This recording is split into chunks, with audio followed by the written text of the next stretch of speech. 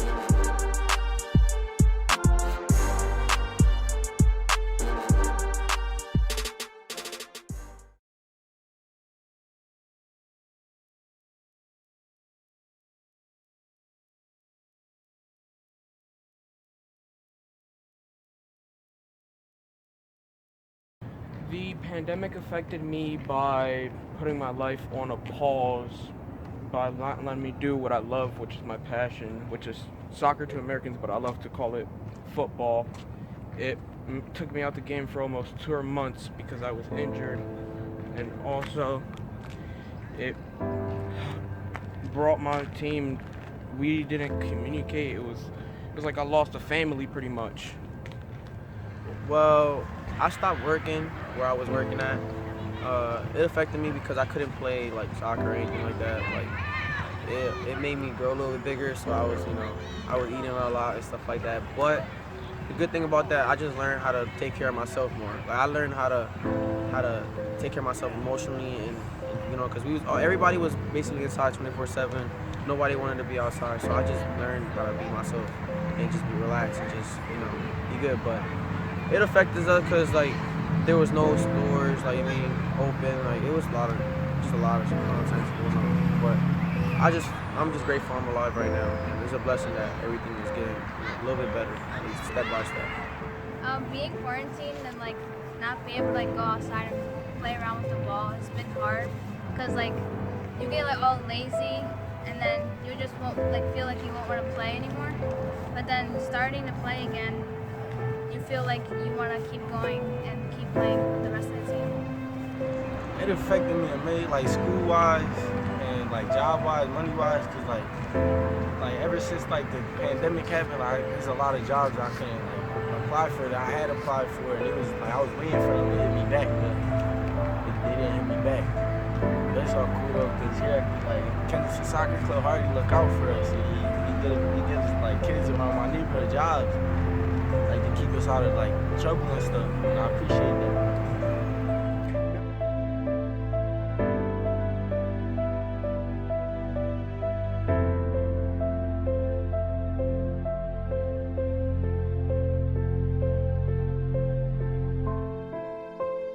It affected me because I really couldn't do much, and I really like soccer, and I really like to go to school because school is I can connect with people, and I don't just want to see my friends. I want to see the teachers to see if everyone is okay. But this coronavirus is going out of hand. It affected my family because in Morocco, my cousin mom, she had got coronavirus, and she affected my aunts, which had breast cancer, and I was really scared because I thought they wasn't gonna make it. But then when they went to go get tested, they was tested positive, but they gave them some medicine, and told them to stay quarantined. But then they're better now.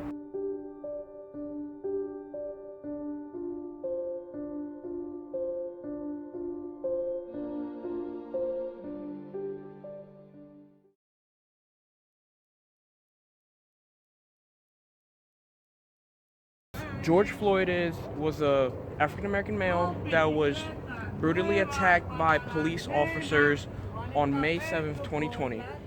The killing of George Floyd led to riots, protests, and looting. The looting affected me by most of my pharmacy was broken, so I didn't have access to my allergical medicine or sometimes I get exercise-induced asthma, so it affected me getting my inhalers, and it affected my parents getting their high blood pressure medicine, and it was pretty much just down. It brought my life to a distraught and a breakage that I thought would never happen in my life. I heard about it. This person that died during a police problem that happened, and I know that for standing for their rights, for Black Lives Matter, and that's basically what I know about it. I don't really get into that, but well, what I did was protect my family. Basically, I had my family in my house 24/7. I just made sure that we all had enough food. Before that all happened, I made sure that we had enough food and anything for the house, and basically just take care of them. That's basically. But it didn't really affect us because I took care of all the problems that I thought that was gonna happen. So we was all really good during that. Well, it was a big issue. I don't feel like we should have been looting. Anybody should have been looting for that. I feel like we should have solved that in a better way where it was no crime or anything like that. I just felt like we should have just spoke for our rights, not just destroy everything for our rights. I mean, all the shops had to put borders on it and stuff. And it's pretty stupid. Pretty hard lately. Really hard.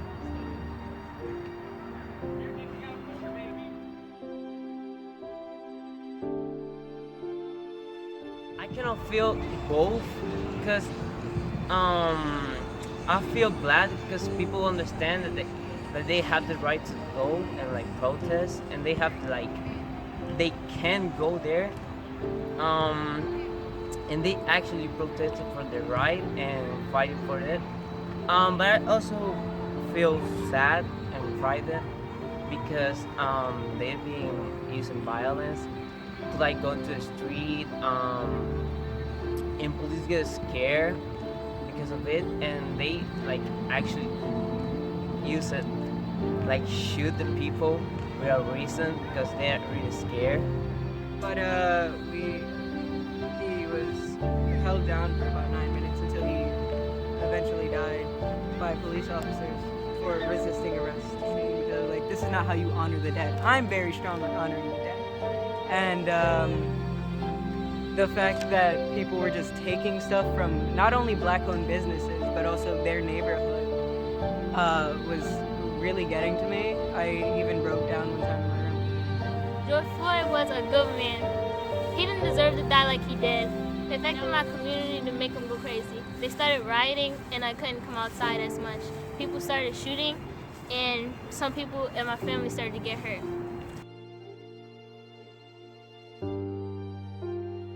It began to just make everything hectic. We were destroying our own stuff, and it made it seem like that was what we were for, and really we were just fighting against something that we really didn't have to go through. Something that really affected us as a person, and as families, as communities, and we didn't have what we needed to have when we should have had it, and it was just, it made everything around us just feel like it was burning down.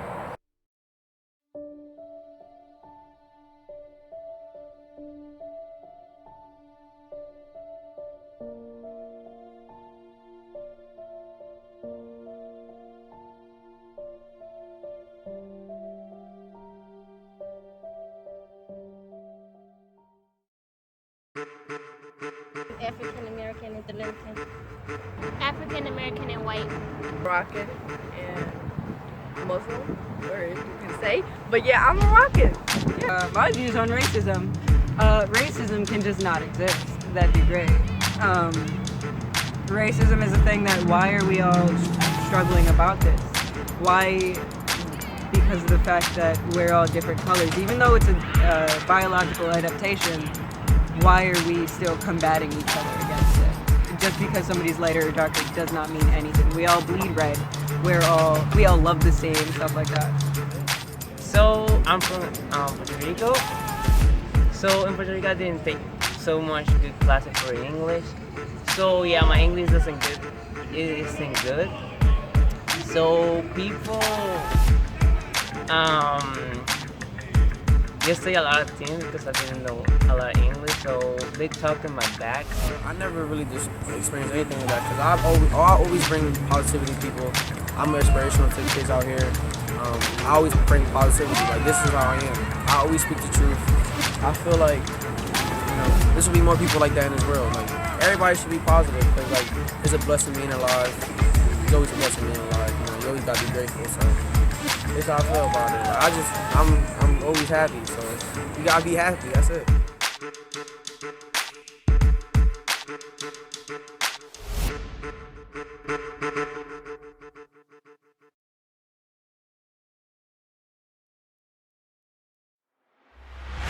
Advice that I would give to younger kids would be like, stay positive and just don't do nothing dumb that you think you might do, or like just don't think too much, just have fun in life. That's my favorite question.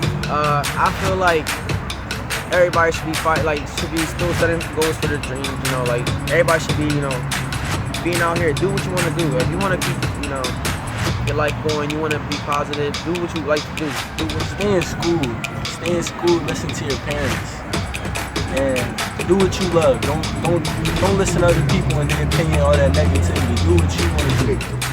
It would be like to never give up, be yourself, and also stay motivated and be the best that you can be. And Just be you. Don't let anyone tear you down. stay out of trouble. Don't hang out with the wrong people. Keep your grades up, and you'll do great. You know what? As long as it's not hurting anybody, why are you judging?